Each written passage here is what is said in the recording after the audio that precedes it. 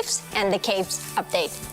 Hello guys. One of the inspirations for the caves is the Son Doong cave systems in Vietnam, because that was one of the largest cave systems in the world. And I feel so proud of it because I came from Vietnam and we get to use these cave systems in my country and put it into the game. So I felt so proud whenever we think about the caves. My job is to find what works slow in Minecraft and try to optimize it. The new update changes how the world looks a lot, and it also affects performance quite a lot.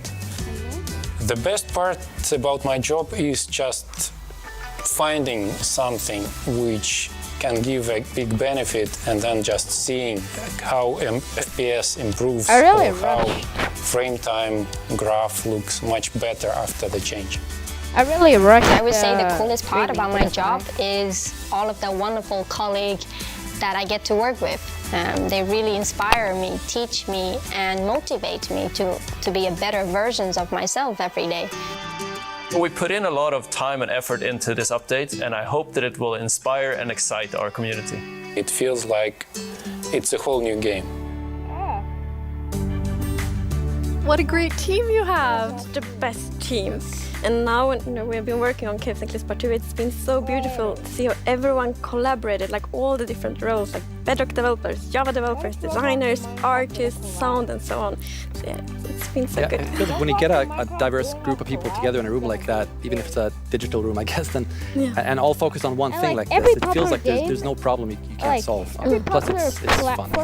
That's amazing. And then you add our community. They're doing bug tracking. They're just everywhere giving us notes and feedback and telling us what's working. So you add that to an amazing team, and it's really incredible. We really want actually to highlight everyone that helps us with the public bug tracker we have. So many players report bugs, and then we also have the moderators and helpers, and they help us so much with like categorizing, finding duplicates, asking for additional information, and it's extraordinarily helpful. We have a really amazing community.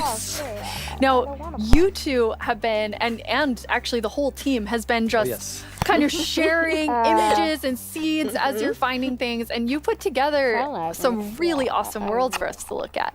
We did.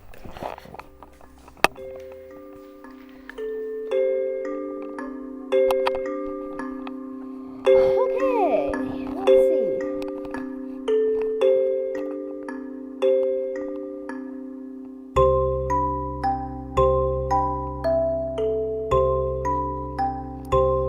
Turns out, like, the caves now look completely different. Every time I look at the caves, I am like, is this actually a Minecraft cave? It looks like a player has built all of that. And no, I'm not lying. I'm not lying just for views or stuff. I'm actually saying the truth.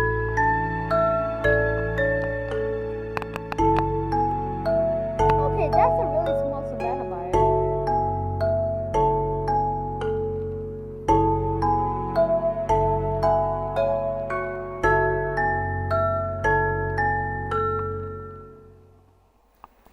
Wow, they're beautiful. Yeah, what's interesting about this is when you look at that video, like initially the plan was just big mountains and natural looking cool mountains and caves. But as we started working on it, the scope kind of grew because we realized that we need to change all the terrain to make this all fit together. But once we started seeing that work, and it was so fun to see how the team started realizing that we're really onto something. This is going to be great.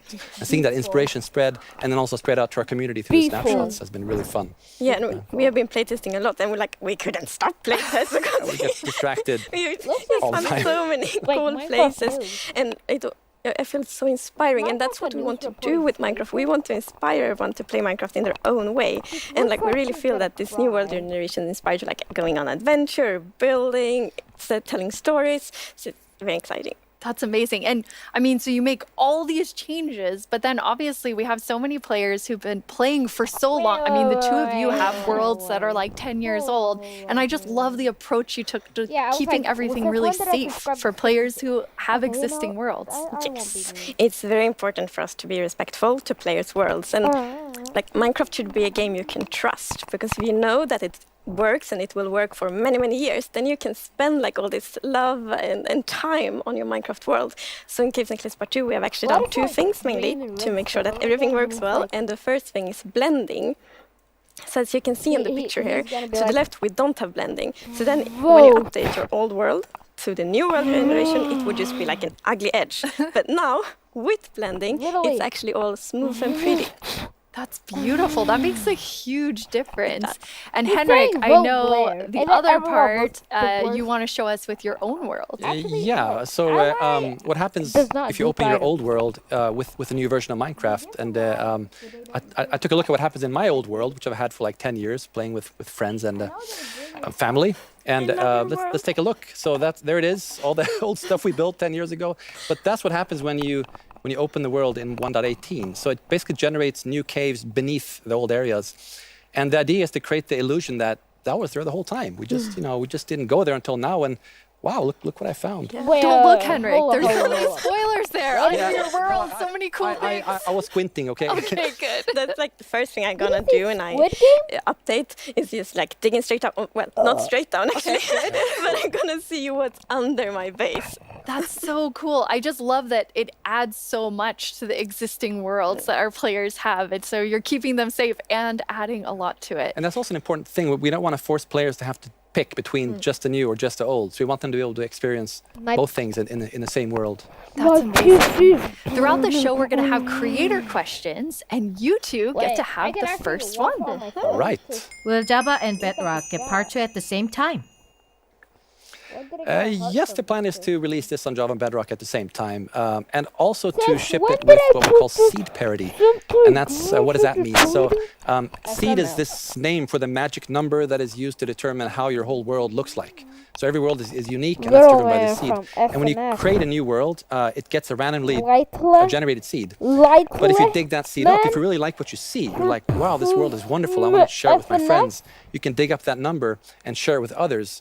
And then if they open a new world with that seed, they'll see the same thing. But what's new for this update is that also works between Bedrock and Java. That's amazing. So if you create a world in Java and you think it's beautiful, you want to share it with others, anyone who opens the world with that seed, regardless of which edition they're playing, will see essentially almost exactly the same thing. I'm watching a video on my phone.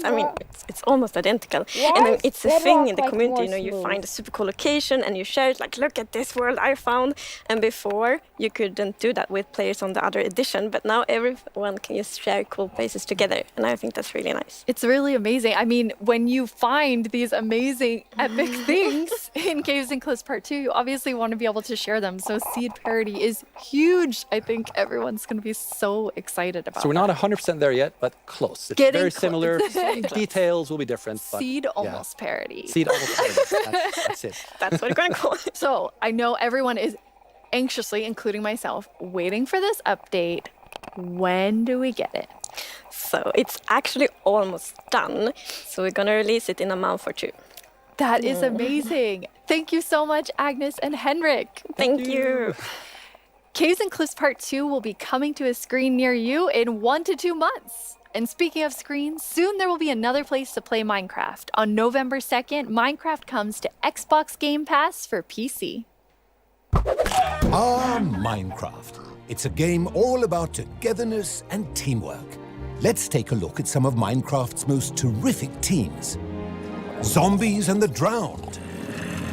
Maybe not the best example. Let's try another. Cobblestone and Mossy Cobblestone. A relationship that's truly rock solid. Oh dear. How about Steve and Creeper? Okay, maybe not Steve and Creeper. Not them. Not them either. Ooh, that's gotta hurt. You realize this is going out live, right? If we don't find a great example of Minecraft togetherness soon... What's that, Goat?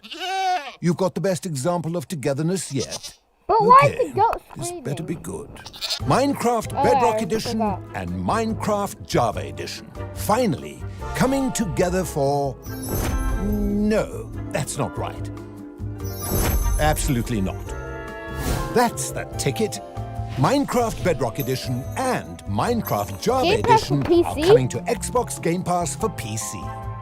We debated which edition to add to the service and decided why not add both.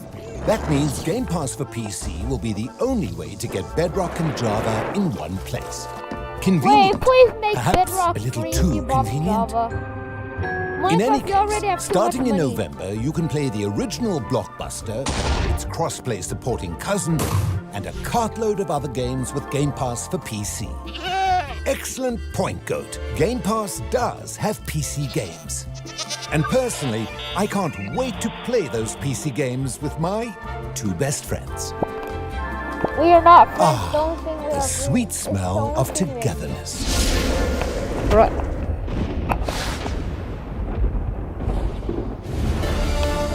But I didn't buy the Game Pass.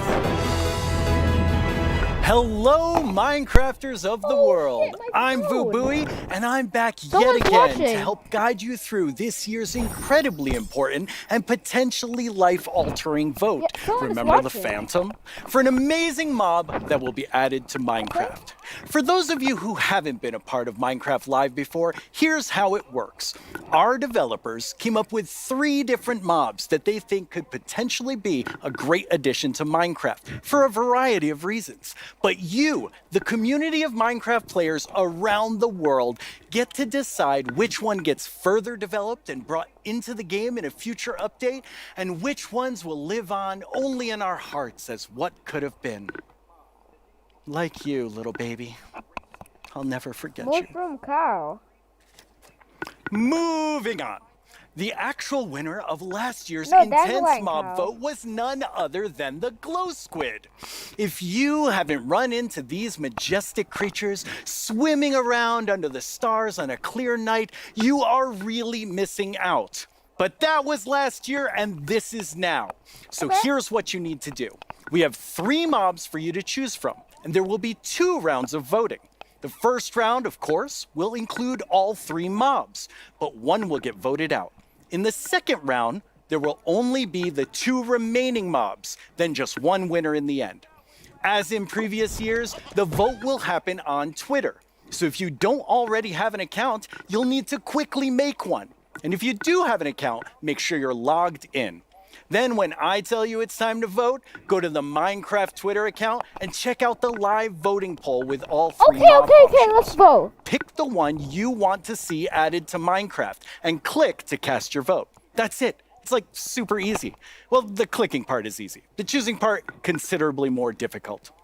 Now that you know what to do, let's go over your options. And who better to talk about our 3 potential new mobs than someone who is tiny in size, but never in heart, the one, the only, Tiny Jens. Hey, Tiny Jens. So, can you help by telling our... Oh, What? I can't hear you. Hold on. Oh. I'll come up to the surface. okay. We'll just wait. Oh, hey. Oi, oi, oi. Watch What's it up? there. Can you hear me now? What? I still can't hear you. A little testy. Ah. Just... Oh, Tiny Jens, you made it. Can you tell our viewers all about this year's mobs? I'm actually very busy. I lost Tiny Agnes again. I had retraced my steps, and now I have to go all the way back down there. Oh, I'm sorry about that. But don't worry, don't worry. I know someone who can fill in for me. Great. Thanks. Oh, okay. Bye, Tiny Jens. Wait, Jeb. Jens, you're here. Hi, Boo. Hello. Hello. Welcome. Thank you. I Thank guess you. Oh, Tiny that, Jens yeah. sent you Jens. Okay. while he looks for Tiny Agnes once again. Exactly. that is Exactly. It's a tough job. It really is. Yes. Well, since you're here, can you please tell everyone all about this year's mobs? Absolutely. So, as you already mentioned, the team came up with 3 lovely creatures that we believe that players will enjoy interacting with, and they are the Glare, the Lay, and the Copper Golem. Those all sound really cool. Absolutely. And to begin with, we have the Glare, Minecraft was which is originally made in it's Sweden, I think. a creature that flies around and doesn't really like Hopefully dark everyone areas who plays because Minecraft it goes knows to that in Sweden. dark areas there Only if they played once, might I be don't care. monsters spawning. Yes. So I gotta go naturally, it goes to those areas and gets really grumpy about it. And that is to bring that player's attention so that the problem can be fixed. Okay.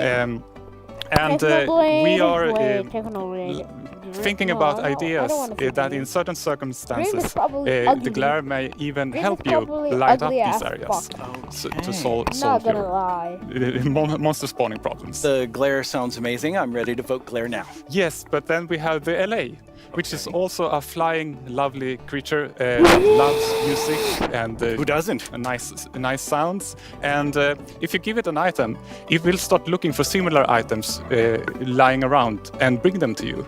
Okay. And if you also play on a note block, it will drop the items on that location instead. That's useful. Yes, and we imagine that players can maybe use this to make the LA help you with, I don't know, sorting items or clearing up areas. I think there are many possibilities. Okay, so vote LA. I get it. Yes, but then we have the copper golem. And as the name implies, it's a golem made out of copper. So it's an excellent use for copper. And it will also interact with you, and since it's made out of copper, it will over time oxidize and maybe turn into a statue. But don't worry, you can deoxidize it using an axe, or it actually carries around a lightning rod on its head, so a lightning strike can also deoxidize it. Wow! In addition, it loves pressing buttons a little bit randomly, specifically copper buttons. But it randomly presses. Yes, so that can also be used in some interesting contraptions, we believe. That's amazing. So copper golem, LA, glare, all sound good. How do people choose? I think it's going to be quite difficult. But you've given them a lot to think about. So I think people will figure out what they like the most. Yes. Well, thank you so much, Jens, for coming by. I have now a creator question for you. Hola, soy el 997 de México y tengo unas preguntas para ustedes. Primera pregunta, ¿cómo deciden qué mob poner a votación cada año? Segunda pregunta, ¿cómo se le ocurre al equipo cada nuevo mob? Última pregunta, ¿se basan en los comentarios de la comunidad de fans o es inspiración del equipo? Okay, those three questions I think everyone who wants to know the answer of. Yeah, well, ideas and inspiration can come from many places. Sometimes it just spontaneously appears when you're walking around in the park, or often you play other games, watching movies, or playing Minecraft. And the community is also a great help. They have so many ideas and they do so many fun things. So we have a lot of ideas to work with, and we need to figure out which ones do we want to do next. And a good way of doing that is actually playing in the game and see which areas that can be improved. I lost my train of thought. There's so many different ways that these ideas come, and that's really exciting to hear. Yeah. So when the community votes on a mob today, that mob is going to move forward towards being in Minecraft. How finished already is that mob? Or is there a lot of work to do? Well, of course we have the big concept that we wanted to do, but once we have the mob in the game and see how it interacts with the areas and other mobs and items, that's when you kind of find the last magic little details to make it really great. I like hearing about the last magic details. Yes. Well, thanks, Jens. You've given everyone a lot to think about. All right, now you know what your options are. And if you already knew, you know a little more about them. Soon, I'll let you know when the first voting round goes live. For now, let's take a look at something pretty fantastic coming to Minecraft that you don't even have to vote on. Earlier this week, Lydia spoke with Fanny and Quinn from our awesome creator team over in Redmond to get a first look at some interesting things they've been working on. Each year, we show you some of the cool new things made by our creators for Minecraft Marketplace. This year, we're going to do that and show you how to start creating Minecraft things yourself. I finally made my first mob. It's very weird. Fanny and Quinn are here to tell us all about how we can all become creators. Hi, Fanny and Quinn. I don't really care about this. Hey, Lydia. It's so great to be. First of all, I don't care about Minecraft Marketplace because I'm not a Bedrock user. We get stuff for free, alright? Unless it's a rank. And worlds and Minecraft, please don't make everything cost in Java. So that makes sense now. It's just mind-blowing. Before we get too far in, though, we should probably explain to everyone what is a creator. Yeah, of course. So a creator is really anybody who makes anything in Minecraft. You know, whether you're doing skins, textures, worlds, terraforming, UI, and even for me, like people that are making mods and add-ons and that kind of more developer type, those are creators too. Definitely. For me, the way that I always like to think about it is that a creator is anyone that makes something in Minecraft and then shares it with someone else. And that can be like Little Mac sharing it with their friends at school, or that could be a team of creators that sell something in the marketplace. And then everything in between, right? And our mission really is to empower all of them to make whatever their imagination is telling them to do. We want to really give you all the means, documentation, tools to be able to do whatever you want to do. Yeah, it's just such a cool thing to be able to work on that everybody can be a creator. Mm-hmm. That is so cool. And Fanny, you mentioned tools. I think it's so interesting. Your team is actually building things that creators use to build things on top of. Like, what is your favorite tool that you've made? Oh God, that is such a hard question. We have so many, but I'm going to be a little bit selfish for a second and just pick one that I worked on recently. Like as a manager, I rarely get the chance to actually write code, which I love doing. And this time we had a game jam, and I actually picked a creator community request, which is like implement a damage command that will help you like do cool effects with other mobs. And I just worked with a designer and we created this together. And I'm so excited to know that the team is actually now taking my code and is going to ship it for real. Very excited about that. Yeah, that was just so cool that you're able to do something just in a game jam, and then it turns into something real that our creators can use. For me, my favorite is the structure animation. Last year, we shipped a map called Simburbia by Jiggerbob that is basically this world that you can manage your city, create plots for commercial, residential, balance your economy. And every single time you place one of those plots, it animates layer by layer by layer, adding just this immersiveness and polish to the map that just makes it, I don't know, above and beyond. That's so cool. I mean, so many of our creators are using the innovative tools that you've made to just like expand what they're working on. And we have some awesome examples of that.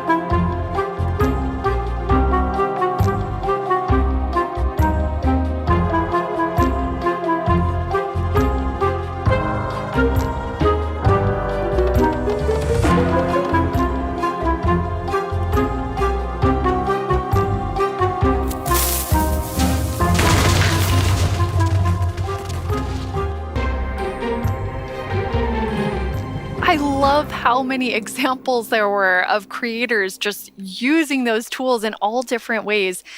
What's that like for you to see, Fanny, when your team, you've all been working on making those things for our creators?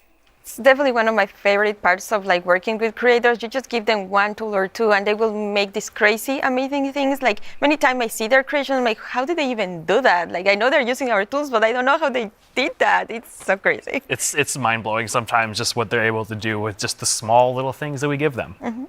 That's really, really cool. And we have a creator question for the two of you.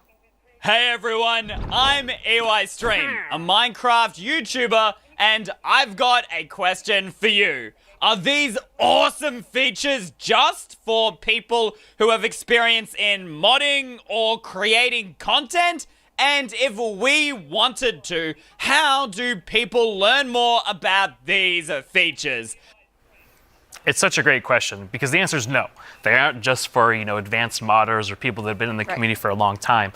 We actually just launched a new website we call Learning Portal. It's on minecraft.net/creator. And on that site, it basically links out to all of our resources to how to learn how to become a creator, learn how Minecraft content creation works. It also links out to our brand new documentation site that allows you to just go super deep into learning the components and learning entities. And then the coolest thing that we added, which is how we made our mobs, is we use the Minecraft Entity Wizard, which is created by Yanis, and it's a Blockbench plugin that allows super easy creation of mobs that you can add to your own Minecraft game. Hello everyone, my name is Yanis. I'm a software developer and Minecraft content creator.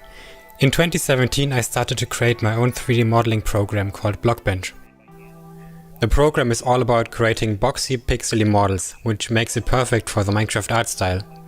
Today, Blockbench supports many Minecraft formats, ranging from Bedrock Edition add-ons to Java Edition resource packs and mods. The program is used by Minecraft creators all around the world to create models, animations, and player skins. Almost all 3D models you see on the Minecraft marketplace were made in Blockbench. And it was even used to design some of the new vanilla mobs, such as the goat and the axolotl. This summer I've collaborated with Mojang to create a new plugin for Blockbench. The plugin makes it super easy to get started with add-on creation, by generating everything you need for a custom entity in just a few clicks. I'm going to demonstrate the process by making a simple grizzly bear. To install the plugin, I'm heading to File, Plugins, Available, search for the Minecraft Entity Wizard, and press install. That brings up this handy shortcut on the start screen. Let's go! I'm going to pick a preset that looks similar to the grizzly, like this polar bear, and I'll use the same for the behavior. Okay, now the add-on is created on your computer.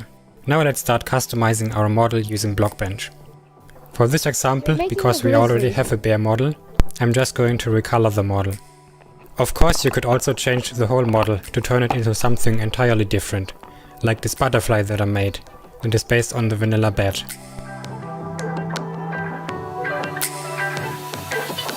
Okay, this looks good. Now I'm going to press save and switch over to Minecraft. I can find our new grizzly bear pack in the behavior pack section and simply enable it. This will automatically enable the resource pack as well. Now let's check out the entity in-game. I just need to grab a spawn egg from the inventory and use it. And here's our grizzly bear. Have fun creating! It's free and works on all platforms.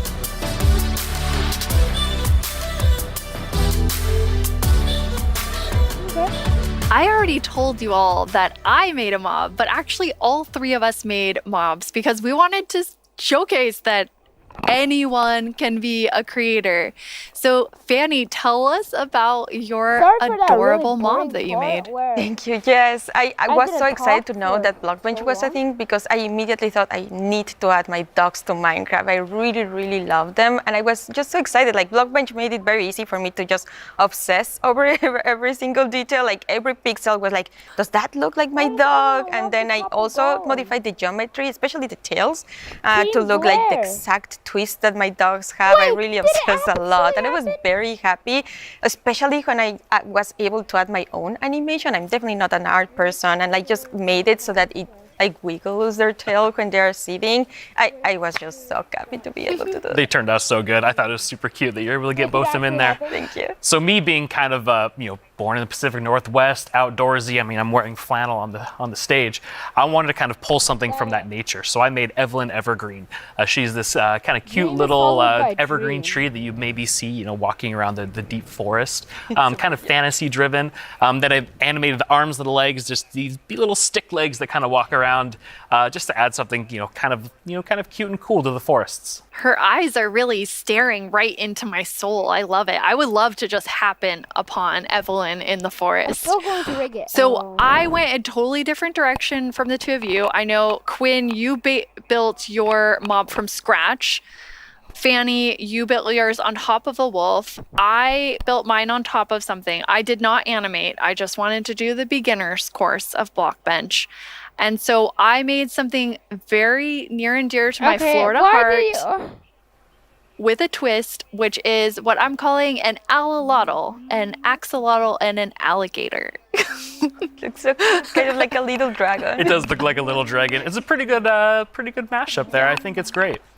Yeah, I thought an alligator and axolotl would be super innovative when added together, but it does just look like a dragon. But I'm okay with that because I am a creator now based on your definition, because I made that and I showed it to all of you. Which, seeing something that you make in a game that you've played, you know, for me for 11 years, it was amazing. It is so rewarding, really, to be able to just do that. So we encourage you all to try it. Like if someone that, like paint is the only skill that I have, like I know everyone can do it. So please go install Blockbench and try it out. Like we would be so incredibly like proud to just see everything that you have built. We would love to see it. Yeah. It's available on all the platforms, and just, you know, post them on Twitter, post them on wherever you do, and, you know, we'll probably run across some of those, and we love seeing them.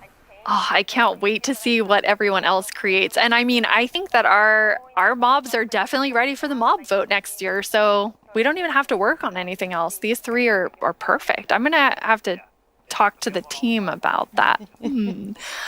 So we're not professional creators, obviously, by our mobs, even though they're lovely. But Quinn, you get to work with people who this is their full-time job, making Minecraft content for Marketplace. What is that like? It's something that I'm just immensely proud of. Like being able to see so many people engage in the marketplace and allow creators to become full-time Minecraft content creators as their careers. I mean, I think it's incredible too because the marketplace doesn't just support these huge studios, but we also have really small independent creators that make just texture packs, or like Charloquin Schematics. That's just a family on the West Coast that makes their own worlds. And the fact that the marketplace can support all of them and make it their full-time jobs is something that is just so cool. That I'm just immensely There's proud so of. much Like, being new able to content see that so our many creators people have made engage that in we the put together a marketplace and video allow with that, some of our allow favorites from creators this to past year. become full-time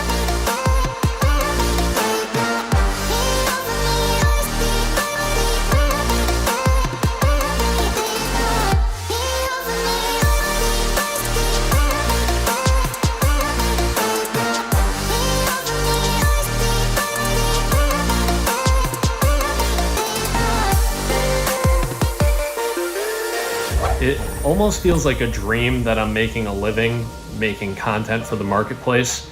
It is the best job that I could possibly ask for.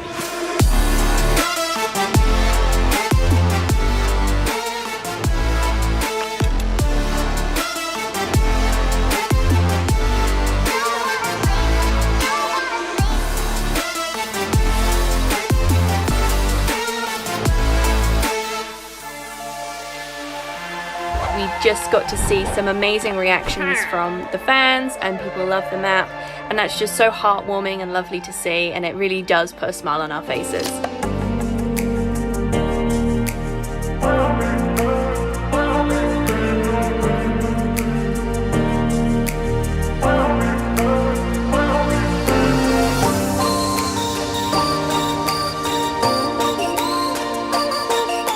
The thing I like most about creating inside of Minecraft is the community that's been built up around it. There's so many amazing creative people, and it's been a privilege to be able to meet and work with so many of them.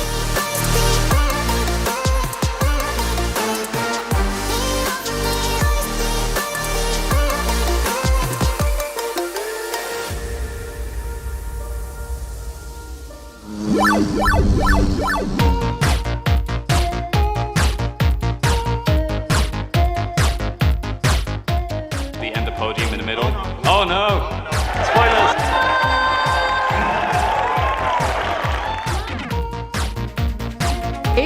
Wow!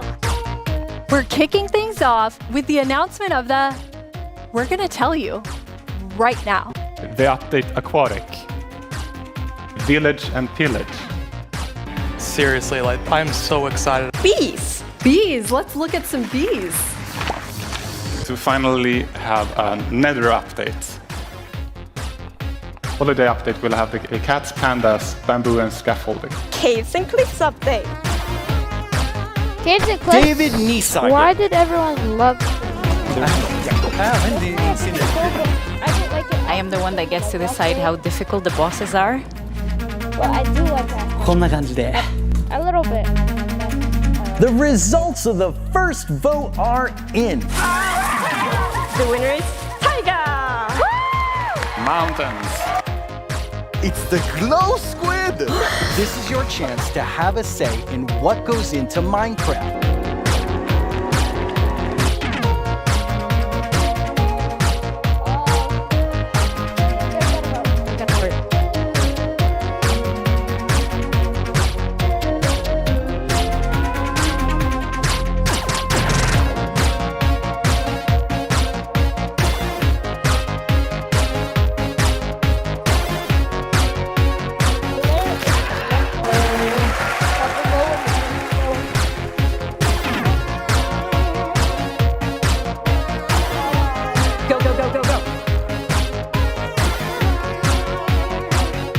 What should I do now? Moppy!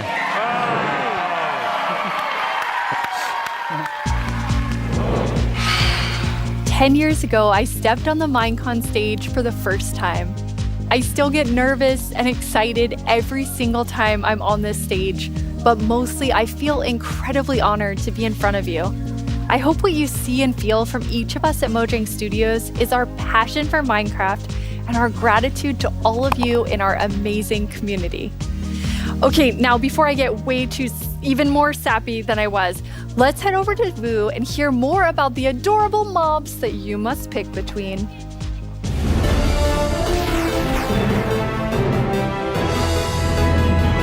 Here we go. It's almost time to vote. Before we do, though, let's take a quick look at your choices once more. We have the Glare, a mob that lets players know when they're in an area that's dark enough for monsters. I know. You can bring it with you, and it will fly to dark areas. When it gets grumpy, you'll know that it's dark enough for monsters to spawn.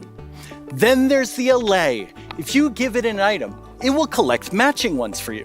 It also loves music, so if there's a note block nearby, that's where we'll drop these items for you. And finally, the Copper Golem, a little golem that you yourself can make out of copper. They oxidize over time and will eventually freeze into statues. They love spending their time randomly pressing copper buttons, which would also be added to the game if the Copper Golem wins the vote. So those are your choices, and they are all so amazing. How will you choose? Jens gave us a lot to think about, and now you need to decide which mob you think you'd enjoy the most during your time playing Minecraft. Any of them would be useful, but choose your favorite and go vote for it now. Yes, that's right, the poll is now open.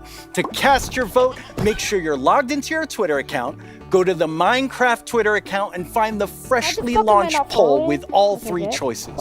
Don't forget to click on the mob you most want to play Minecraft with. You can do it right now. After the first round of votes, I'll check back in with you so we can open the final round. And the first vote. Greetings. My name is Narrator, and I'm the star of the Minecraft YouTube channel. And I'm Marilla. I'm the actual star of the Minecraft YouTube channel. We're here to tell you about all the excellent shows you can watch on our channel. Subscribe tomorrow. Don't you mean subscribe today? No. How do you spell Minecraft? What even is Minecraft? These are just some of the questions you can ask our studio's brightest minds on Ask Mojang. We've actually received a question for us just now. Do you think making a video game is the easiest thing in the world? No. Literally no one thinks that. Well, I did. Until I started watching this informative series that goes behind the blocks of every part of Minecraft Dungeons development. Do they show the footage of you tearfully begging to be put in the game?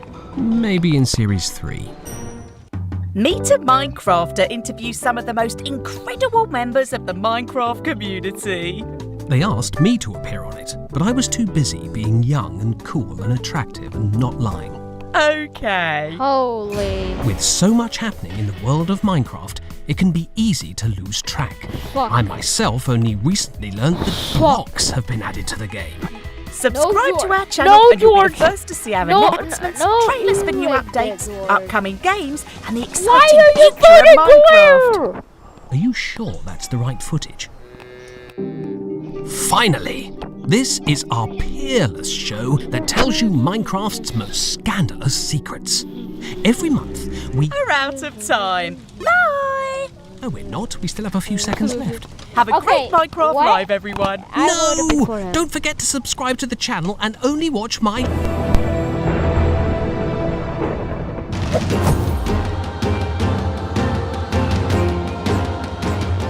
Now let's welcome Laura to talk all about Minecraft Dungeons. Hi, Laura. Hi. So you have a pretty cool job at Mojang Studios. Yeah, I think I have the coolest job. It's sometimes difficult to believe, but I'm the lead designer of Minecraft Dungeons, and that means that I get to decide a lot of small things and details and bring a lot of ideas to the table. So hopefully make the game a bit better. That does sound cool. You and the Dungeons team have been working so hard recently, and you've recently had a couple of really cool releases. Yeah, it's been crazy. We recently released to Steam, and I did something that they never recommend you to do, but I did it anyway, and I read the reviews, and